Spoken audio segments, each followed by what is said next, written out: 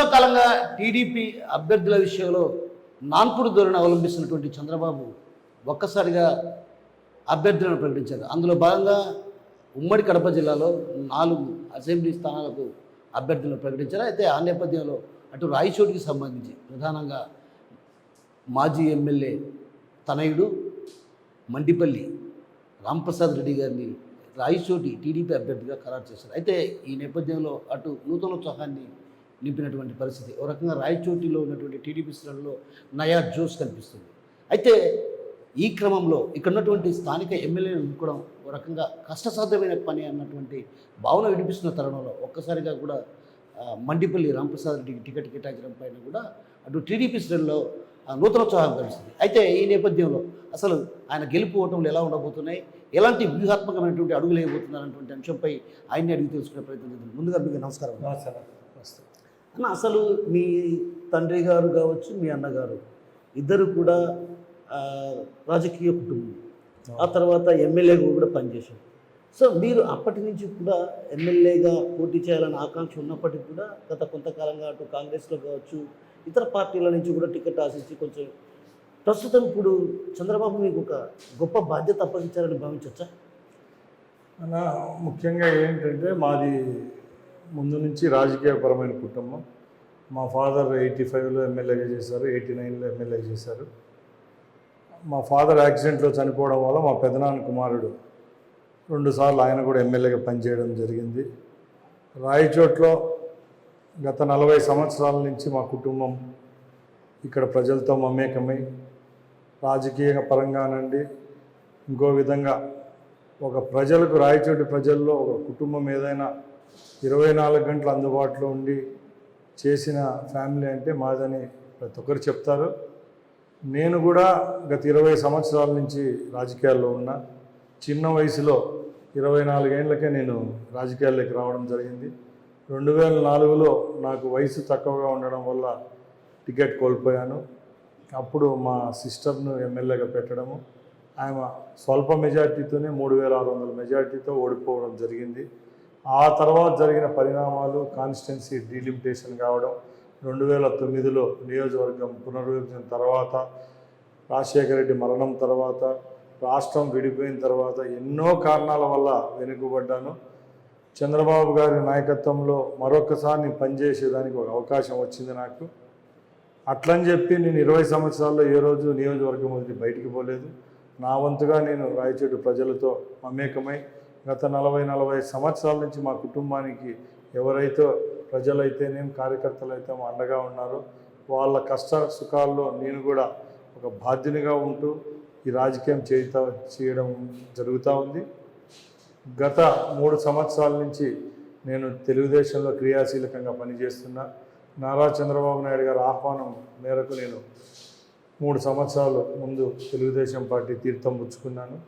ఇక్కడున్న సమీకరణలు, ఇక్కడున్న అవసరాల బట్టి ఈ రాయచోటి నియోజకవర్గంలో ఎవరైతే బలంగా ప్రత్యర్థులను ఎదుర్కొంటాడో ఆ క్యాండిడేట్కే ఇక్కడ అవకాశం వస్తుందని ప్రతి ఒక్కరికి తెలుసు. దానిలో భాగంగానే ఎన్నో సర్వేల తర్వాత, వడబోత తర్వాత నాకు ఈ అవకాశం రావడం జరిగింది.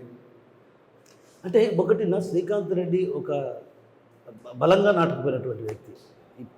గత కొంతకాలంగా చూస్తే మనం తరచుగా ఆయన ఎమ్మెల్యే గెలుపొందుతున్నటువంటి ఇలాంటి వ్యక్తిని ఢీకొనటం అంటే ఒక రకంగా కష్టమైనటువంటి అంటే ఒకటి నా బలము బలహీనతలు ఏముండవు.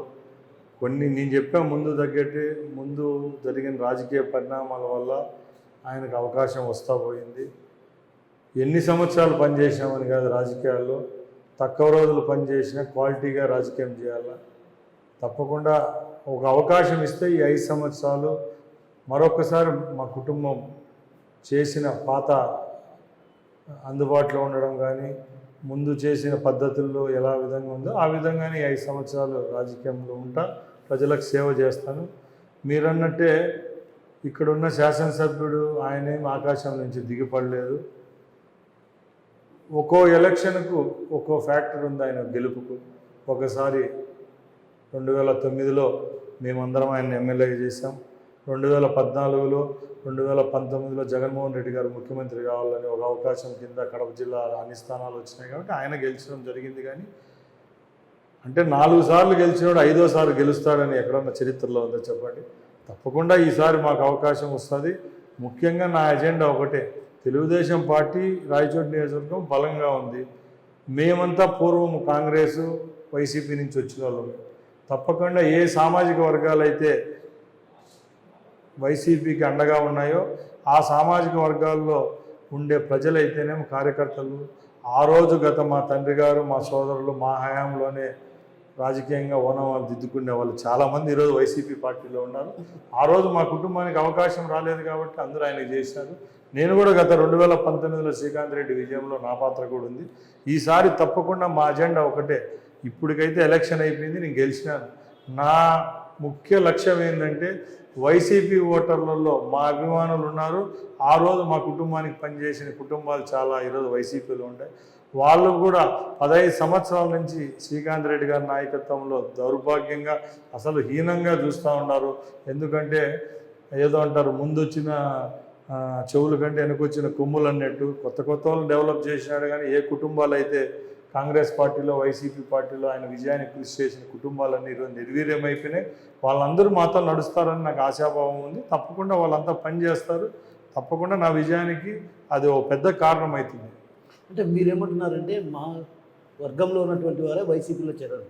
నేనేమంటున్నానంటే అన్నమయ్య జిల్లా కేంద్రంగా తేవటంలో కీలక పాత్ర పోషించారు. అదేవిధంగా రాయచోటి నియోజకవర్గం అంచెలంచెలుగా అభివృద్ధి జరగడానికి ప్రధాన కారణం నన్నే ప్రజలు గెలిపిస్తారన్నటువంటి భావన ఆయన వ్యక్తం చేస్తున్నారు. అన్న, ప్రతి ఒక్క పార్టీకి ఒక అజెండా ఉంటుంది. ప్రతి ఒక్క లీడరు నేను అది చేసినా ఇది చేసినా అని చెప్తాడు. కానీ ఆయన చెప్పిందే మేనిఫెస్టో కావచ్చు, కానీ దాన్ని అంగీకరించడం అంగీకరించకపోవడం ప్రజల చేతుల్లో ఉంది. ఆయన 3 పర్యాయాలు ఎమ్మెల్యేగా చేసినాడు కాబట్టి ఎక్కువ లాంగ్ స్పాన్ చేసినాడు కాబట్టి ఈ 15 సంవత్సరాల్లో నేను ఇది చేసినా అది చేసినా అని చెప్పచ్చు. ముందు మన పత్రికా ప్రకటనలో కూడా నేను చెప్పాను. జిల్లా హెడ్ క్వార్టర్స్ విషయానికి వస్తే అదేదో అంటారు చూడండి, పేరు గొప్ప ఊరు దిబ్బ అనేటట్టు మా రాయచోటిని ఒక జిల్లా కేంద్రం పెట్టినారు. ఒక మహనీయుని పేరు పెట్టిన దానికి చాలా సంతోషం. అన్నమయ్య జిల్లాగా చేసినారు. మేము కూడా దానికి హర్షం వ్యక్తం చేస్తున్నాం. నేను అనేది ఒకటే, 2 సంవత్సరాలు అయింది జిల్లాగా చేసి. రాయచోటిలో ప్రజల బతుకుల్లో ఏమైనా మార్పు ఉందా? మౌలిక సదుపాయాలు ఏమైనా కల్పించగలిగినారా? రాయచోటిలో కానీ రాయచోటి చుట్టుపక్కల ఉన్న పంచాయతీలలో రియల్ ఎస్టేట్ దందాలు చేసుకుని వైసీపీ వాళ్ళు బతికారు. కానీ ఈరోజు ఏ విధమైన అభివృద్ధి రాయచోటిలో జరిగింది? ఎంతసేపు మున్సిపాలిటీలో అప్గ్రేడేషన్ చేస్తారు, హాస్పిటల్ అప్గ్రేడ్ చేస్తారు, ఆవనం అంటారు, ఏమంటారు ఇంకోటి సుందరీకరణ అంటాడు, అండర్ గ్రౌండ్ డ్రైనేజ్ అంటాడు, రాజు గృహకల్ప అంటారు, అవని ఇవని వైఎస్ జగనన్న ఇల్లు అంటారు. అన్నీ చేశామని చెప్పుకుంటారు. కానీ పారదర్శకంగా ఒక పథకమైన ప్రజలకు చేరింది. ఈరోజు ఒక పేదవాడు జగనన్న కాలనీలో ఇల్లు కట్టుకోవాలంటే మీరు ఇచ్చే డబ్బుకు 6 డబ్బు ఖర్చు అవుతుంది. ఇసుక అమ్మేవాడు మీవాడే, కంకర అమ్మేవాడు మీవాడే. లాస్ట్ సిమెంట్ కంపెనీల్లో తయారు వస్తే కూడా ఈ బ్రాండ్ సిమెంటే వాడనని మీ వైసీపీ వాళ్ళు చెప్తా అన్నట్టే ఎంత దుర్మార్గమైన పాలన 5 సంవత్సరాల నుంచి నడుస్తుందో ఒకసారి అర్థం చేసుకోండి. జిల్లా హెడ్ క్వార్టర్ అయిన దానికి ఎవరు బాధపడడం లేదు. బట్ మౌలిక సదుపాయాలు ఏమన్నా ఈ రాయచోట్లో వైసీపీ ప్రభుత్వం చేసిందని నేను సూటిగా అడుగుతున్నాను. రాయచోట్లో గత 2 సంవత్సరాల ముందు ఈ రోజుకు జీవితాల మనుషుల యొక్క జీవిత పరిణామాలు ఏం మారలేదు. కేవలం రేట్లు పెరిగిపోయినాయి. ఒక బీదోడు ఇల్లు కట్టుకోవాలంటే ఈరోజు సెంటు 5 లక్షల రూపాయలు అయింది. ఆటో 30 రూపాయల వాడు 100 రూపాయలు తీసుకుంటున్నాడు. భోజనం 80 రూపాయలు, భోజనం 150 రూపాయలు అయింది. అన్ని రేట్లు పెరిగినాయి, ట్యాక్సులు పెరిగినాయి. నీకు హౌస్ ట్యాక్స్ అనేది ఒక పంచాయతీ అభివృద్ధి కూడా రాయచోటి పట్టణంలో లేదు. మీరు కార్పొరేషన్ లెవెల్లో ట్యాక్స్ కలెక్ట్ చేస్తున్నారు. కానీ దానికి సరిపోయే మౌలిక వసతులు ఈ పట్టణంలో అయితే కల్పించడం జరగలేదు. ఇంకోటి రెండో విషయం, ఈ రాయచోటు చుట్టుపక్కల 6 మండలాలు ఉన్నాయి. 6 మండలాలకు ఎప్పటి నుంచో హంద్రీనివా రాజశేఖర రెడ్డి హయాంలో హంద్రీనివా పథకము, అంతకుముందు ఎన్టీఆర్ టైంలో వెలుగిల్లు ప్రాజెక్టుకు చేయడం జరిగింది. ఈరోజు ఈ పథకాలన్నీ కంప్లీట్ చేస్తేనే పారదర్శకంగా కంప్లీట్ అయితేనే ప్రజలకు రైతులకు మేలు జరుగుతుంది. వాళ్ళ కాంట్రాక్టర్ల కోసమో లేకపోతే నెంబరింగ్ కోసమే పనులు చేస్తున్నారు. కానీ ఇన్ని 100 కోట్లు ఇస్తామంటున్నారు. కానీ ఆ 100 కోట్ల వల్ల ఎంత క్వాలిటీ ఆఫ్ వర్క్స్ జరుగుతాయో మీరు కూడా ఒకసారి ఆలోచించాలి. ఎందుకంటే ప్రతి ఒక్క మీటింగ్లో ఎంపీ వచ్చినా ఎమ్మెల్యే వచ్చినా 3000 కోట్లు 3000 కోట్లు అంటున్నారు. 3000 కోట్ల అభివృద్ధి అంటే ఏంది చెప్పండి? 3000 కోట్లు అంటే వీళ్ళు వేసే లెక్క ఎట్లుందంటే ఇంకా పెన్షన్ డబ్బు కూడా ఓ మనిషి ఇంటికి ఒక 5 సంవత్సరాల్లో 2 లక్షలు వచ్చిందంటే వీళ్ళు చెప్తా అనేది వాళ్ళు గాలి పీల్చింది కూడా దాంట్లో లెక్కేస్తారు. ఇదో ఇంత గవర్నమెంట్ గాలి పీల్చారు, 2 లక్షలు టేబుల్ పెట్టి కడుతున్నారు, కానీ ఎక్కడ అభివృద్ధి జరగలేదు. అభివృద్ధి పక్కన పెడితే ఇక్కడ ప్రజలను మరియు అలాగే తెలుగుదేశం సానుభూతి పరులను భూములోకి పాతాళానికి తొక్కేశారు. ఎందుకంటే 2-3 ఎగ్జాంపుల్ చెప్తాను. ముందు కూడా గత 50 సంవత్సరాల నుంచి ఎమ్మెల్యేలుగా అయిన వాళ్ళు ఉన్నారు, 50 సంవత్సరాల నుంచి పరిపాలించిన ఎన్నో పార్టీలు ఉన్నాయి. కొన్ని విషయాల్లోనే రాజకీయ నాయకుల యొక్క ఇంటర్ఫియరెన్స్ ఉండేది. ఈరోజు ఎలాగైపోయిందంటే మనం లాస్ట్కు మన సొంత పనులు, మన రేషన్ కార్డు లేకపోతే మన పాస్బుక్ మీద కూడా జగన్మోహన్ రెడ్డి ఫోటో రావాల్సిన పరిస్థితి వచ్చిందంటే ప్రతి ఒక్క దాంట్లో రాజకీయ నాయకుడు ఇన్వాల్వ్మెంట్ సబబేనా. ఇది ఎక్కడి దారి తీస్తుంది అంటే ఒక 5 సార్లు ఒక ప్రభుత్వానికి 5 సంవత్సరాలు ఒక అధికారం ఇస్తే ఇంకా 5 సంవత్సరాలు ఒక రాజులు పూర్వకాలంలో హిట్లరు ముసోలిని ఒక నియంత్రణలాగా ఎట్లా పరిపాలిస్తున్నారో అలాగే పరిపాలిస్తున్నారు. అంతేగాని ఏ విధమైన అభివృద్ధి లేదు. 1000 కోట్లు అనేది అయితే తప్పు, చాలా తప్పు. ప్రజలకు ఎంతసేపు ఇళ్ళ కాడికి పోయి వాకిళ్ళు కొట్టి ఇన్ని వేల కోట్లు ఇచ్చినాం, అన్ని వేల కోట్లు ఇచ్చినాం, ప్రజలకు రైతులకు ఇచ్చినాం అంటున్నారే కానీ ఒకరికి కూడా క్వాలిటీగా ఈ సేవ అందుతుంది, నాణ్యమైన సేవ అందుతుందని ఒకసారి చెప్పమనండి. ప్రతి ఒక్క గ్రామంలో దిష్టి బొమ్మ లాగా ఒక 4 బిల్డింగులు కట్టారు. ఆ 4 బిల్డింగుల్లో ఉండేదానికి 30 మంది ఉద్యోగాలు పెట్టగలిగినారు, కానీ ఆ ఉద్యోగులు డెవలప్మెంట్ చేసేదానికి ₹1 ఫండ్ అన్న తీసుకోగలిగినారు. దానికి ఒక ఎగ్జాంపుల్ చెప్తాను నేను. 5 సంవత్సరాల రోజులు ఒక రైతులకు సంబంధించిన బిల్డింగ్ ఒకటి కట్టారు, రైతు భరోసా కేంద్రం అని కట్టారు, సంతోషం. బట్ రైతు భరోసా కేంద్రంలో 5 సంవత్సరాలు ఇంటూ 12 నెలలు వేసుకోండి. మీరు ఆ ఇన్ఫ్రాస్ట్రక్చర్కు, ఆ కంప్యూటర్లకో లేకపోతే ఆ టేబుల్లకు, అక్కడ ఉండేవానికి జీతానికో, ఆ బిల్డింగ్ కట్టిన దానికో, దానికి అద్దెలకు ఎంత చేసినారు, ఆ బిల్డింగుల్లో నుంచి రైతులకు పోయిన డబ్బు ఎంత, మీరు అక్కడ పెట్టిన పెట్టుబడి ఎంత చూసుకోండి. ఇది ఎట్లుందంటే వంట సామాను తక్కువ ఉంది, వంట మనుషులు ఎక్కువ ఉన్నారు. అంటే ఈ రాష్ట్రంలో ఉద్యోగస్తులు ఎక్కువ ఉన్నారు, వాళ్ళకి సరిపోయే అమౌంట్ లేదు, డెవలప్మెంట్ చేసేదానికి నిధులు లేవు. నిధులు లేనప్పుడు కేవలం ఒక ఎంప్లాయ్మెంట్ అనే ఒక ముసుగులో కొన్ని వేల మందికి, లక్షల మందికి ఉద్యోగ కల్పన చేసి వాళ్ళ ద్వారా నువ్వు ఏదో మభ్యపెట్టినావు, కానీ దానికి సరిపోయే మౌలిక వసతులు కల్పించేదానికి నాణ్యమైన ఏదైతే ఉంటుందో దానికి సంబంధించిన నిధులు అయితే ఏముంటాయో అవి అయితే శూన్యం. ఇప్పుడు శ్రీనివాస బ్యాలెన్సింగ్ రిజర్వాయర్ అక్కడే, కానీ ఎందుకు ఆ శ్రీనివాస బ్యాలెన్సింగ్ రిజర్వాయర్ నుంచి ఒక చుక్క నీరు కూడా అందలేని పరిస్థితి? అన్న ఒకటైతే చెప్తున్నా, హంద్రీ నివాస్ సెకండ్ ఫేజ్లోనే మా ఫాదర్ పేరుతోనే నాగిరెడ్డి రిజర్వాయర్ అంటారు దాన్ని, శ్రీనివాసపురం రిజర్వాయర్ అనేది కట్టడం జరిగింది. ఈ శ్రీనివాసపురం రిజర్వాయర్కి నీళ్లు రావాలంటే కృష్ణా మిగులు జలాలు అనుకోండి, ఇంకోటి అనుకోండి రావాలనుకుంటే పైనుంచి నీళ్ళు వచ్చేదానికి ఒక 4-5 లిఫ్ట్లు ఉన్నాయి. ఈ లిఫ్ట్లు భరించే స్తోమత గవర్నమెంట్కి ఉందా? స్ట్రీట్ లైట్లకు డబ్బు కట్టలేక మున్సిపాలిటీ వాళ్ళు కరెంట్ కనెక్షన్ చేసే కాలంలో ఓ పెద్ద పంప్ సెట్లు పెట్టి ఒక శ్రీశైలము, ఒక నాగార్జున సాగర్ 2 కలుపుకుంటే ఎంత కరెంటు ఉత్పత్తి అవుతుందో అంత కరెంటు డబ్బు కావాలా ఈ లిఫ్ట్ కెనాల్స్ అన్ని ఆపరేట్ చేయాలంటే. ఈ డబ్బులు లేవు, ఈ పథకాలు ఎప్పటికీ కావు. వీళ్ళు తీసిన కాలువలు అయితేనే ఇంకోటి అయినా చెట్లు అన్నీ మొలిచిపోయి అన్యాక్రాంతం అయిపోతాయి. అంతే. మండిపల్లి రామప్రసాద్ ఏదైనా ఒక పని అనుకుంటే దాన్ని సాధించే వరకు పోరాటం చేస్తూనే ఉంటారు అనేది ఒక నానుబుద్ధి ఈ ప్రాంతవాసులు. బట్ నేనేమంటున్నా అంటే ఇటీవల కాలంలో మీరు ఒక సమస్య పైన పోరాటం చేశారు, అది బాగా గుర్తున్నటువంటి సమస్య. ఇట్ బర్నింగ్ ఇష్యూ, ₹1,00,00,000 విలువ చేసే మైనారిటీకి సంబంధించిన స్థలాన్ని, దాన్ని ఎందుకు మళ్ళీ మీరు వెనకడుగు వేశారు? అన్నా నేను ఏదానికి ఏ కమ్యూనిటీకో ఏ ప్రాంతానికో ఏ వ్యక్తులకో నేనైతే నేను సపోర్ట్ చేయలేదు. నేను రాయచోటి గడ్డ మీద పుట్టినాను. ఇక్కడ రాయచోటిలో ఏ ఇష్యూ మీదైనా రాయచోటి బిడ్డగా పోరాడే హక్కు నాకుంది. ఏ బర్నింగ్ ఇష్యూ అయినా ఒక పౌరునిగా నేను దాన్ని అటెండ్ చేస్తాను.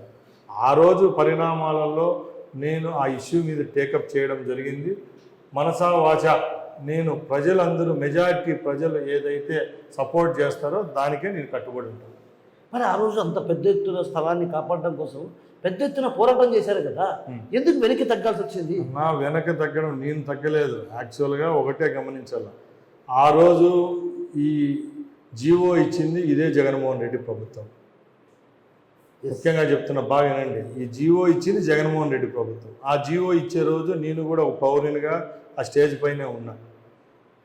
ఒక్కటి గమనించాల మీరు, ఏ ప్రభుత్వమైనా ఒక జీవో ఇచ్చిన తర్వాత దాన్ని స్ట్రీమ్లైన్ చేసి దాన్ని సన్మార్గంలో నడిపించేది కూడా ఆ గవర్నమెంటే, మనం కాదు. ఒక ముఖ్యమంత్రి ఒక జీవో ఇస్తాడు, ఆ జీవోని కూడా చేయాల్సిన అధికారులు అవి కోర్టులో పెండింగ్లు ఉండేదానికో ఇంకో దాన్ని చూడకుండా గుడ్డిగా ఓ జీవో ఇచ్చినారు. ఓకే, దాన్ని ఆచరణలో పెట్టేదానికి కేవలం రాంప్రసాద్ రెడ్డి అడ్డపడితే ఆగింది అనుకోవడం చాలా మూర్ఖత్వం. ఇంకోటి కూడా నేను చెప్తున్నా, ఇదే జగన్మోహన్ రెడ్డి ప్రభుత్వం, ఇదే శ్రీకాంత్ రెడ్డి గారు ఎన్నో అసంబద్ధమైన జీవోలు ఈ రాష్ట్రంలో తీసుకొని రావడం జరిగింది. బాగా గమనించండి, నిన్నలా మొన్న రెవెన్యూ యాక్ట్ మీద ఒక జీవో తీసుకొచ్చారు. ఇట్లా జీవోలు జగన్మోహన్ రెడ్డి పొద్దున్న నుంచి సాయంత్రం వరకు 4 తెస్తున్నారు. మెడలు వంచి, ఆయన అనుకుంటే మెడలు వంచి జీవోను యాక్సెప్ట్ చేయించే శక్తి ఆయనకుంది. ఇదే రాయచోట్లో నిజాయితీగా ఆయన ఇచ్చిన జీవోను ఆయన పరిపాలనలోకి తీసుకొని రావాలనుకుంటే ఆయన ఒక్క నిమిషం పని. కేవలం మాలాంటి వాళ్ళ మీద ఒక నింద వేసేసి ఆయన జీవో ఇచ్చినాడంట, ఈయన పోయి అడ్డపడినాడంట నా మీద నెట్టేయడం చాలా తప్పు. ఎందుకంటే ఎన్నో ఉన్నాయి. ఆయన అనుకుంటే రాత్రి పెళ్లి చేసుకొని పొద్దున్నే బిడ్డను గణించేంత గవర్నమెంట్ పరిపాలన విధంగా ఆయన చేస్తాడు.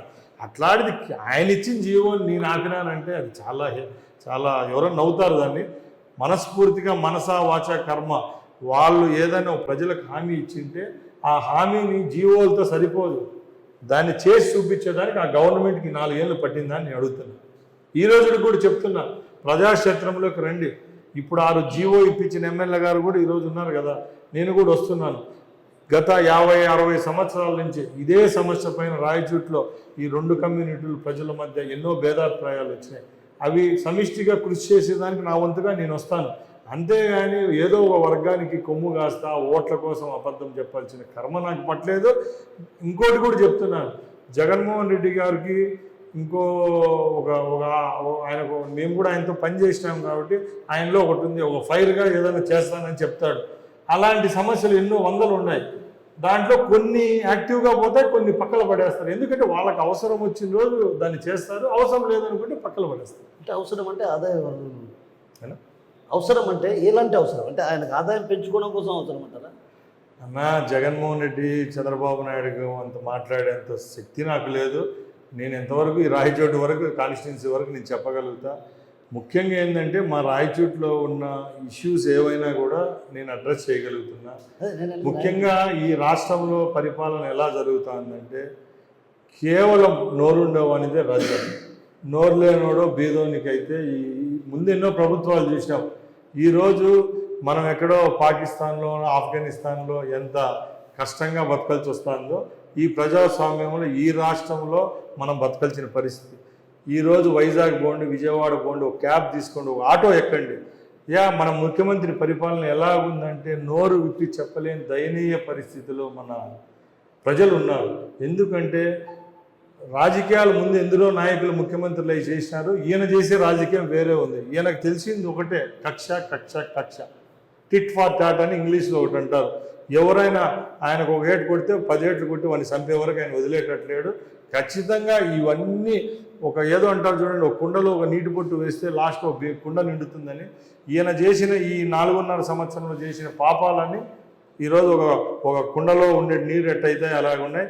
తప్పకుండా ప్రతి ఒక్క ఇష్యూను ప్రజల్లోకి తీసుకొని పోయి అడ్రస్ చేసే శక్తి తెలుగుదేశం పార్టీ కార్యకర్తలకు మాకుంది. తప్పకుండా ఈ రాయచోటి నియోజకవర్గంలో తెలుగుదేశం పార్టీ జెండా ఎగరవేస్తాం. మరొక్కసారి రాయచోటిని రాబోయే 5 సంవత్సరాల్లో అభివృద్ధి పదంలో నడిపిస్తాం. మండిపల్లి రాంప్రసాద్ రెడ్డికి క్షణికావేశం ఉందండి ప్రచారం. అంటే నేను ఏమంటున్నా అంటే ఏదైనా ఒకరు వచ్చి ఎవరైనా అన్న ఈ విధంగా జరుగుతుంది ఇట్లా అని అన్నప్పుడు ఆ వ్యక్తికే ఫోన్ చేసి డైరెక్ట్ మాట్లాడి నీ బొచ్చుంది అంటే ఐ మీన్ మన లాంగ్వేజ్ యాజ్ రాయలసీమ లాంగ్వేజ్. ఒకటి చెప్తాను చూడండి, ఇప్పుడు మన రాయలసీమ మాండలిక మీకు తెలుసు. మనము కొన్ని పదాలను అవేమి అంటే అవి చెడ్డ పదాలు ఏం కాదు, మనం మాట్లాడే మాటలు. ఇంకోటి కూడా మీరు అన్నారు కోపం ఎక్కువ ఆవేశం ఎక్కువ అంటారు. నేను రోషం ఉండేవానికి కోపం ఎక్కువ ఉంటుంది. నేను ఒకరికి మోసం చేయని, తప్పు చేయను. నా సిద్ధాంతం ఎంతసేపు నేను ఒక మంచి పని చేసేటప్పుడు నేను ఒకరి దగ్గర నిందపడేదానికి ముందు లేను. ఈరోజు కూడా నేను ఇప్పుడు నాకు 43 సంవత్సరాలు. నేను మా తండ్రి గారు 31 సంవత్సరాలు అయింది మరణించి. అదే నా వయసు ఆ రోజు 12 సంవత్సరాలు, ఈరోజు 43 సంవత్సరాలు. ఈ రోజుకి ఈ బలమైన పార్టీలో ఇందరు అభ్యర్థుల మధ్యలో నాకు టికెట్ వచ్చిందంటే ఇంతో అంత నాలో విశేషం ఉంది, నాలో ఆ టాలెంట్ ఉంది, నాలో ఆ పౌరుషం ఉంది. నేను ఎంతసేపు ప్రజల పక్షాన్ని నిలబడేవాడిని, దమ్ముందని ఎన్నో విషయాల్లో రాయచోటి నియోజకవర్గంలో గత 20 సంవత్సరాల నుంచి జరిగిన పరిణామాల్లో నా గురించి అందరికీ తెలుసు. ఈరోజు నాకు ఈ అభ్యర్థిత్వాన్ని చంద్రబాబు నాయుడు గారు ఇచ్చారంటే తప్పకుండా పులివెందుల తర్వాత రాయచోటి బలమైన స్థానం అని వైసీపీ వాళ్ళు చెప్పుకుంటూ ఉంటారు. ఆ చెప్పకుండే దాన్ని ఇంకో 2 నెలల తర్వాత వాళ్ళ నోటి గుండా రాకుండా ఉండాలంటే ఖచ్చితంగా నేను ఇక్కడ గెలుస్తా. తప్పకుండా చంద్రబాబు నాయుడు గారికి ఈ సీట్ను బహుమతిగా ఇస్తా. అవును, సుఖవాసి కుటుంబానికి మీ కుటుంబానికి ఒక రకంగా ఇక్కడ ఈ రాయచోటి నియోజకవర్గంలో తీవ్రమైనటువంటి పోటీ ఉంది. ఇటీవల కాలంలో నేను విన్నటువంటి మాట ఏదైతే మండిపల్లి రామప్రసాద్ రెడ్డి కావచ్చు, అదేవిధంగా సుఖవాసి ప్రసాద్ బాబు ఇద్దరు కలిసి చంద్రబాబును కలిశారు. కలిసిన తరుణంలో కూడా మా ఇద్దరిలో ఎవరికి టికెట్ ఇచ్చినా పర్వాలేదు అన్న భావన మీ ఇద్దరు కలిసి ఎప్పుడైనా చంద్రబాబుకు చెప్పారా? అన్న ఒకటే చెప్పాలి, ఏదైనా కూడా ఇప్పుడు ఒక విషయం చెప్తానమంటే రేపు మీ ఇంటర్వ్యూలు చూసినప్పుడు కూడా అది పారదర్శకంగా ఒక వ్యూవర్ అయినా కూడా కరెక్ట్ అనుకోవాలి. అబద్ధాలు చెప్పి ఆ కామెంట్లలో మనం తిట్టించుకోవడం నాకు స్వతహాగా ఇష్టం ఉండదు. నేను ఒకటే చెప్తున్నా, సుఖవాసి కుటుంబం మాకు 2004 తర్వాత మేము వాళ్ళు డైరెక్ట్గా ఫైట్ ఇచ్చిన ఏ రోజు ఎలక్షన్ మాకు వాళ్ళకి జరగలేదు. మా తండ్రి గారు, మా బ్రదర్ అయితేనే, ఆ తర్వాత మా సిస్టర్ 2004లో వాళ్ళు మేము కంటెస్ట్ కలిసి చేయడం జరిగింది. ఆ తర్వాత వచ్చిన పరిణామాల వల్ల కొత్త నాయకత్వాలు రావడం, వాళ్ళు పోటీ చేయకపోవడం, మేము పోటీ చేయకపోవడంతో వేరే వాళ్ళు ఆ గ్యాప్ ఫిల్ చేయడం జరిగింది. ఇప్పుడు చంద్రబాబు నాయుడు గారు దీన్ని గమనించే ఇక్కడ రాయచోట్లో జెండా ఎగరవేయాలంటే ఈ 2 కుటుంబాలు సమిష్టిగా పనిచేస్తే తప్పకుండా రాయచోటి ఎమ్మెల్యే గెలుస్తాం. అదేవిధంగా ఎంపీకి కూడా తోడ్పాటు అవుతుందని చెప్పి అక్కడ సుబ్రహ్మణ్యం గారిని ఎంపీగా, ఇక్కడ నన్ను ఎమ్మెల్యేగా ఆయన పెట్టడం జరిగింది. అదే చంద్రబాబు నాయుడు గారి విజన్ అంటే అట్లే ఉంటుంది. ఒక స్థానం మనం ఖచ్చితంగా గెలవాలంటే ఏ విధమైన ఈక్వేషన్స్ వస్తే మనం గెలుస్తామో ఈరోజు ఈ రాయచోట్లో కూడా పెట్టడం జరుగుతుంది. ఆ కుటుంబానికి మాకు లేవు, ఏ రోజు ఈ గత 15 సంవత్సరాల నుంచి అనుకుంటాను, వాళ్ళకు మాకు ఏ రిఫ్ట్ లేదు. ఇప్పుడు కలిసిగట్టుగా పనిచేస్తాం. తప్పకుండా ఎంపీగా సుబ్రహ్మణ్యం గారు, ఎమ్మెల్యేగా నేను గెలిచి తీరుతాం. ఏమంటున్నానంటే మీ ఇద్దరు కలిసి ఇద్దరి మధ్య సయోధ్య కుదుర్చుకున్నారు, ఒక ఒప్పందానికి వచ్చారు, మీరిద్దరు వచ్చారా లేదా అన్నా? నేను ఒకటి చెప్తున్నా చూడన్నా, సుఖవాసి కుటుంబం అంటే కేవలం ప్రసాద్ బాబు కాదు కదా. సుఖవాసి కుటుంబం అంటే వాళ్ళ తండ్రి గారు పాలకొండరాయుడు గారు, సుబ్రహ్మణ్యం గారు, నెక్స్ట్ ప్రసాద్ బాబు గారు.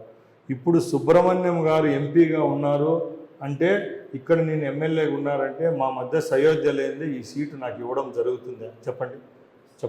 అందరూ ఒకటే ఉన్నాం. కొన్ని మీడియాలో అపోహలు ఉంటాయి, కొన్ని కార్యకర్తల మధ్య కొన్ని మిస్అండర్స్టాండింగ్ వల్ల ఈ గ్యాప్ వెళ్తుందే కానీ వాళ్లకు మాకు ఏ విధమైన రిఫ్ట్ లేదు.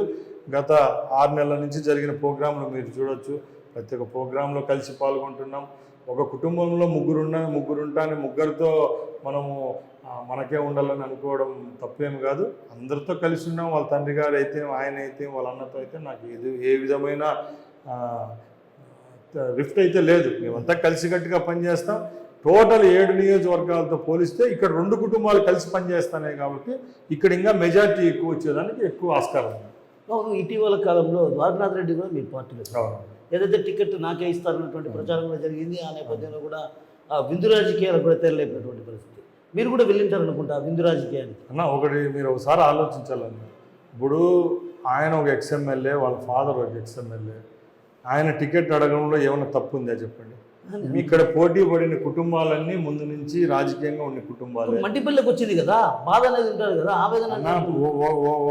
ఏదో అంటారు చూడండి, ఉండేది ఒకటి, దాన్ని 4 పంచలేరు కదా. ఒకరికి ఎమ్మెల్యేగా అవకాశం వచ్చింది, రేపు మిగతా లీడర్లకు ఎమ్మెల్సీలు ఇస్తారు, స్టేట్ చైర్మన్లు ఇస్తారు, ఇంకా పెద్ద పదవులు ఇస్తారు. అదంతా నా చేతుల్లో లేదు. అధిష్టానం ఏం చెప్తే చేసేదాన్ని నేను సిద్ధంగా ఉన్నా. ఈరోజు అధిష్టానం నాకు సీట్ ఇచ్చింది కాబట్టి నేను క్యాండిడేట్గా నిలబడుతున్నా. నాకు రాకుండా వేరే వాళ్ళకి వచ్చినా కూడా నేను వేరే పార్టీలో చేరనని చెప్పి 3.5 సంవత్సరం నుంచి చంద్రబాబు నాయుడు గారికి నేను చెప్పడం జరిగింది. ఆయన కూడా నాలో నిజాయితీ గమనించినాడు కాబట్టి ఈ 3 సంవత్సరాల్లో ఏ ప్రోగ్రామ్ అయినా నేను నిర్వీర్యంగా 24 గంటలు అందుబాటులో ఉన్న, ఏ మీటింగులు చెప్పండి, ఏ ప్రోగ్రామ్స్ చెప్పండి తిరిగాను, కేసులు పెట్టించుకున్నాం. మన జిల్లాలో కాదు, పక్కల జిల్లాలో కూడా పోయి ఏదైనా ఈవెంట్లో పాల్గొనేటప్పుడు మా మీద అక్రమ కేసులు పెట్టారు. 50-60 రోజులు ఒక్కొక్కసారి మేము మా జిల్లాలు కాదు రాష్ట్రాలు దాటిపోయి బెయిల్ తెచ్చుకొని ఈరోజు బయట ఉన్నాం. మాకు ఒక్కటే, సమిష్టిగా పనిచేస్తే విజయం అయితే ఉంటుంది, సమిష్టిగా పనిచేస్తాం. ఇప్పుడు టికెట్ దక్కనటువంటి రమేష్ రెడ్డికి సంబంధించినటువంటి వర్గం, అంటే నాట్ రమేష్ రెడ్డి, నేను రమేష్ రెడ్డి గురించి చెప్పట్లేదు, రమేష్ రెడ్డి అనుచర వర్గం ఒక్కసారిగా అసంతృప్తి గుర్తులోనే ఆగ్రహాన్ని వ్యక్తం చేసినటువంటి పార్టీ జెండాలు కాల్చారు. ఎలా చూడొచ్చు ఈ పరిణామాన్ని? ఒకటైతే నిజం, నాకు తెలిసి రమేష్ కుమార్ రెడ్డి గారికి తెలిసి ఆ జెండాలు అయితే కాల్చినారని నేను అనుకోను. ఎవరైనా మనకు కాకపోయిన వాళ్ళ మీద నిందేయడం తప్పు. ప్రతి ఒక్క లీడర్ వెనకాల అభిమానస్తులు అనేవాళ్ళు చాలామంది ఉంటారు. ప్రతి ఒక్కరిని మనం కమాండ్ చేయలేం. ఒక క్షణికాల ఆవేశంలో ఏదో ఒకటి జరిగిండొచ్చు. నిన్న జరిగిన సంఘటన అయితే మాకు బాధ. ఎందుకంటే ఎవరికైనా ఒక పార్టీ అనేది కన్నతల్లి లాంటిది. వాళ్ళకు కూడా గత 10 సంవత్సరాల నుంచి ఆ పార్టీలోనే వాళ్ళు ఉన్నారు కాబట్టి వాళ్ళైతే చెప్పిండరు. వాళ్ళ అభిమానులు ఎవరైనా కాల్చినారేమో, అట్లా చేయడం అయితే తప్పు. ఇంకో విషయం కూడా నేను తెలియజేసుకుంటాను, మనలో ఏదైనా కోపోద్రేకం ఏమని ఉంటే చర్చల ద్వారా జరుపుకోవడం వల్ల మంచిది. కానీ ఇట్లా అధినాయకుని ఫోటోలు కాల్చడమో, లేకపోతే జీపులు కాల్చడమో, లేకపోతే దిష్టి బొమ్మలు కాల్చడం వల్ల మనకు ఏం ఒదిగేది ఉండదని నేను తెలియజేస్తుంది.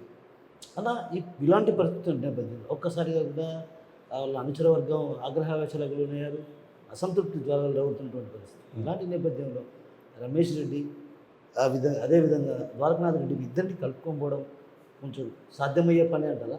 ఒకటైతే నేను క్లియర్గా చెప్తున్నాను, ఈ ప్రజాస్వామ్యంలో ప్రజలే అంతిమ నిర్ణేతలు.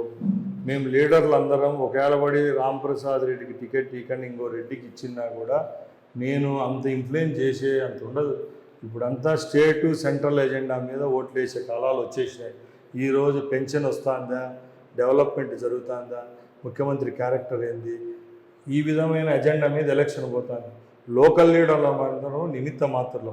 అలాంటి శక్తి మాకు ఉంటే మేమే ఒక ప్రాంతీయ పార్టీ పెట్టుకొని నిలబడి ఉంటాం. మేము ఎంతసేపు ఏంటంటే ఒక పార్టీకి ఒక నిబద్ధతతో పనిచేసే వాళ్ళం కాబట్టి మాకు ఇక్కడ టికెట్ ఇచ్చారు. రాని వాళ్ళ మనసులో అయితే బాధ ఉంది. బట్ వచ్చే వాళ్ళని కలుపుకొని పోతామని మీ ముందరే చెప్తున్నాం. వచ్చే వాళ్ళకు రెడ్ కార్పెట్, రాని వాళ్ళకైతే ఏం చేయలేము. అట్లని చెప్పి ఎలక్షన్ చేయకుండా ఉండలేము కదా. అంటే మీరు పోయి ఏమైనా కలుస్తారు? 100% కలుస్తాను. అంటే ఏ వ్యక్తి అయినా పార్టీ ఇంటర్నల్గా పార్టీలో ఉంటే కలిసేదానికి నాకేం అభ్యంతరం లేదు. ఇంకా వాళ్ళు పార్టీ మారతారు, పార్టీ మారిన తర్వాత నేను కలసడం ఏ మటుకు న్యాయమో నాకు అర్థం కాదు. అంటే ఒకవేళ పార్టీ మారకుండా మీరేమన్నా సహోద్యోగ 100% కలుస్తానన్నా. మాకు రాజగోపాల్ రెడ్డి కుటుంబానికి ఏ విధమైన భేదాభిప్రాయాలు లేవు. గత 45 సంవత్సరాల నుంచి వాళ్ళు మేము బంధువులం. వాళ్ళు లక్కిరెడ్డిపల్లి వాసులు, మేము రాయచోటి వాసులం. ఆ రోజు మా తండ్రి గారు ఎమ్మెల్యే అయ్యేటప్పుడు కూడా రాజశేఖర రెడ్డి మాకు బ్యాక్ సపోర్ట్లో ఉన్నా కూడా రాజశేఖర రెడ్డికి రాజగోపాల్ రెడ్డి గారికి పడని కాలంలో కూడా మాకు రాజగోపాల్ రెడ్డి గారు సాయం చేయడం జరిగింది. నాకు కూడా రమేష్ రెడ్డి గారు 2012లో జరిగిన బై ఎలక్షన్లో కాంగ్రెస్లో కిరణ్ కుమార్ రెడ్డి గారు ముఖ్యమంత్రి ఉన్నప్పుడు నాకు కూడా ఆయన నాతో పాటు ప్రచారం చేయడం జరిగింది. ప్యూర్లీ ఈ టికెట్ విషయం అనేది మా చేతుల్లో లేదు. మేము ఎంతసేపు పనిచేసే వాళ్ళమే. అది అధిష్టానం అనేది మా అందరికీ ముందే సూచనలు ఉన్నాయి. మీరంతా కలిసి తిరగండి, ఎవరికొరికి టికెట్ ఇస్తామో వాళ్ళకే చేసుకోవాలన్నాం. మేము కూడా ఎన్నో సభల్లో కలిసే కూర్చున్నాం, బాగా నవ్వుకుంటాం, మీటింగులు చేసిపోయినాం. ఈరోజు ఒకరికి టికెట్ వచ్చిన తర్వాత ఇంకొకరు బాధపడతానంటే ఇంకా దాన్ని నిర్ణయించవలసిన ప్రజలే కాబట్టి తప్పకుండా మా అధిష్టానం సూచన మేరకు టికెట్ వచ్చింది. తప్పకుండా ఎలక్షన్లలో ముందుకెళ్తాం, గెలిచి తీరుతాం. మీకు రాయచోటి నియోజకవర్గంలో కలిసి వచ్చే అంశాలేంటి గెలుపుకు? అన్న ఒకటైతే చెప్తున్నా, ఏ నాయకులకి ఇప్పుడు రాయచోట్ల సమకాలీన నాయకులు నాతో పాటు ఎవరు ఉన్నారో ఈ రాయచోటి నియోజకవర్గం 6 మండలాలు మున్సిపాలిటీలో ప్రతి ఒక్క గ్రామంలో మా మండిపల్లి కుటుంబానికి అభిమానులు ఉన్నారు. ధైర్యంగా చెప్తా, మీరు కావాలంటే ఎంక్వైరీ చేసుకోండి. చంద్రబాబు నాయుడు గారు చేపట్టిన సర్వేల్లో కూడా కుండబడ్డలు కట్టినట్టు నాకు అన్ని సర్వేల్లో వచ్చింది కాబట్టి నాకు ఈ టికెట్ ఇవ్వడం జరిగింది. డబ్బులు ఉంటేనే సర్వేలు జరుగుతాయి, డబ్బులు ఇచ్చి సర్వేలు చేసుకోవడానికి సంవత్సరం అన్న ఒకటే చెప్తాను చూడన్న, మనము ఎగిరిపోయే మనం ఒక హెలికాప్టర్ కొనుక్కోవచ్చు, మన దగ్గర డబ్బు ఉందని చెప్పి. బట్ హెలికాప్టర్ తోలేవాడిని మనం 1 టన్ ఎత్తుకుని తోలమానం కదా. చెప్పండి, తోలుతాడా? మన వంటోడు మనకు ప్రేమే, బాగా వంట చేసి పెడతానని మన హెలికాప్టర్ కారు తోలలేడు కదా. అలాగే ఏ పార్టీ అధ్యక్షుడైనా, ఏ పార్టీ యొక్క ముఖ్యమంత్రి అభ్యర్థి అయినా కూడా వాళ్ళు రేపు ఇక్కడ అధికారంలోకి రావాలనుకున్నప్పుడు ఆషామాషిగా ఏదో చిల్లర కంపెనీల దగ్గర సర్వేలు చేయించుకొని అపోహలతో డబ్బులకు లొంగే కంపెనీల దగ్గర రిపోర్ట్స్ తీసుకొని టికెట్ ఇస్తారని నేను అనుకోవడం లేదు. అలాగే చేసింటే జగన్మోహన్ రెడ్డి వాళ్ళు ఈరోజు ఆరోపణ చేస్తున్నారు, ఆ పార్టీ వాళ్ళు కూడా, వాళ్ళు ఏ కంపెనీలు అయితే వాళ్ళు హైర్ చేసుకున్న వాళ్ళు వాళ్ళకు కూడా అలాగే చేస్తారని నేను అడుగుతున్నాను. అది చాలా తప్పు. ఎక్కడో వందల్లో వేలల్లో ఒకటో రెండో తప్పులు జరిగిండొచ్చు.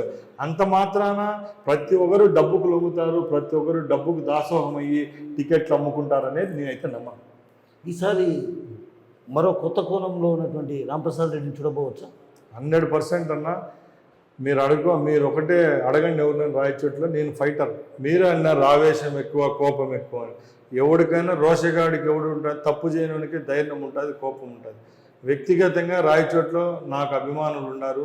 మీరు ముందు చెప్పినట్టే ఏ విషయం వచ్చినా కూడా ఫస్ట్ నేను దాన్ని అడ్రస్ చేసేవాడిని. ఏ రోజు నాకు పవర్ లేనప్పుడు కూడా నా ఇంటి తలుపులు మూసుకొని నేను హైదరాబాద్కు బెంగళూరుకు పోలేదు. నా దగ్గర డబ్బులు ఉన్నా లేకపోయినా, నాకు వెనకామంటూ ఎవరన్నా నాయకులు ఉన్నా లేకపోయినా కూడా నేనున్నా. నా నిజాయితీకి ఈరోజు చంద్రబాబు నాయుడు గారు ఈ అవకాశం ఇచ్చినారు. తప్పకుండా నా నిజాయితీ నన్ను కల్పిస్తుంది.